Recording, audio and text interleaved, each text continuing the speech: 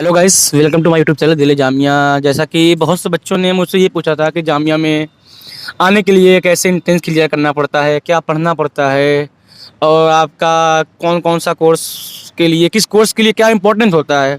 तो आज हमारे साथ हमारे दोस्त हैं जो कि बताएंगे आपको कि जामिया में इकोनॉमिक्स में आने के लिए आपको क्या करना पड़ता है, क्या इंपॉर्टेंट चीज़ें हैं, कौन सा बुक का प्रेफरेंस लीजिए। अब क्या पढ़िए कि आपको कम पढ़ने पड़े, ज़्यादा कि ज़्यादा आपके ऊपर एक वेट ना पड़े कि आप ये भी पढ़ ले वो भी पढ़ ले। जो इंपॉर्टेंट होता है आपको बस वही पढ़ना पड़े। तो पहले तो आप अपना इंट्रोडक्शन दे दीजिए। मेरा नाम महमूद आलम है। मैं बीए ऑनर्स इकोनॉमिक्स में सेकेंड ईयर में हूँ अभी। 2021 में एडमिशन लिया था मैंने यहाँ पे। मतलब आप भी आपका इकोनॉमिक्स जो CUT में है? CUET में इस बार आ गया है शायद। हाँ, अभी अभी तक नोटिस नहीं आई है। नहीं नहीं, लास्ट टाइम अभी जो एडमिशन हुए हैं 22 के, वो CUET के थ्रू ही हुए थे। ओके, तो आप बता दीजिए क्या इंपॉर्टेंट होता है। मैंने जो 21 में एंट्रेंस दिया था तो उस टाइम पे तो CUET में नहीं था। जी। और उस टाइम पे एक शफ़ीक की बुक मैं यहीं से मकतब से लेके गया था, उससे मैंने प्रिपेयर किया था। उसमें डॉक्टर शफीकुर रहमान। हाँ, जी। उनकी एक बुक थी तो उससे मैंने प्रिपेयर किया था। उसमें reasoning, aptitude, general science, English और ये सारी चीज़ें थी उसमें। तो अगर कोई बच्चा तैयारी करना चाहे तो डॉक्टर शफीकुर रहमान की किताब लेके जाए और उससे वो पूरी किताब पढ़ सके, पढ़ ले अगर, तो उसका एंट्रेंस क्लियर होने चांसेस होते हैं।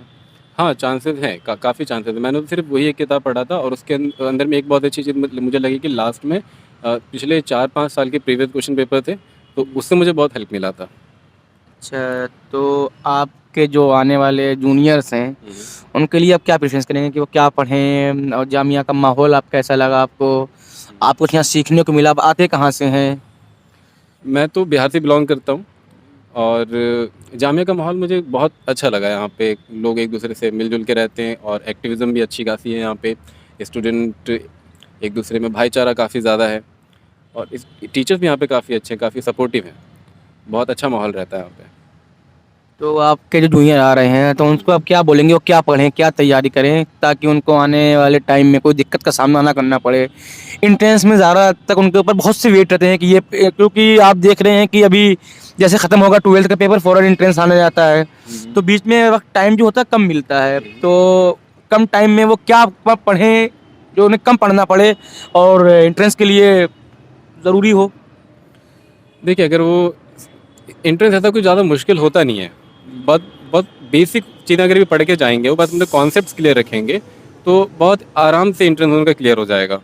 और मैं कहूँगा कि कोई भी एक स्टैंडर्ड बुक फॉलो कर लें और उसके अंदर में दी हुई सारी चीज़ें एक बार वो समझ लें और उसके अंदर में मॉडल टेस्ट पेपर्स होते हैं, प्रीवियस ईयर के क्वेश्चन पेपर्स होते हैं, उसको देख लें और बस, और करंट अफेयर्स को रिवाइज़ करते रहें। इतना काफ़ी है, ज़्यादा मुश्किल होता नहीं है ये। बहुत ईज़िली आराम से क्रैक कर सकते हैं बच्चे। इसकी कटा कितनी जाती है, कट ऑफ वगैरह? कट ऑफ जहाँ तक मुझे लगता है 60 से 70 के बीच में अगर बच्चे परसेंटेज ला पा रहे हैं तो बहुत सेफ़ है। जनरल के लिए? हाँ, जनरल तक के लिए वो आराम से तो यहाँ पे और भी एडमिशन हो कोटा जाएगा। होता है, general quota, Muslim women quota और मुस्लिम कोटा, तो आपको ये भी फ़ायदा मिलता है कहीं ना कहीं हाँ, लोगों यहाँ को। पे तो वो फ़ायदा मिलेगा क्योंकि मुस्लिम है तो उसको रिजर्वेशन मिलेगा, कोई जामिया के इंटरनल है तो उसे रिजर्वेशन मिलेगा, मुस्लिम वुमेन, कश्मीरी स्टूडेंट्स, तो उनके लिए अलग अलग रिजर्वेशंस हैं। बट जनरल स्टूडेंट के लिए भी अगर मैं कहूँ तो अगर वो 60 से 70 के बीच तक परसेंटेज ला पा रहे हैं तो बहुत सेफ़ है वो, बड़े आराम से उनका एडमिशन हो जाएगा यहाँ पे।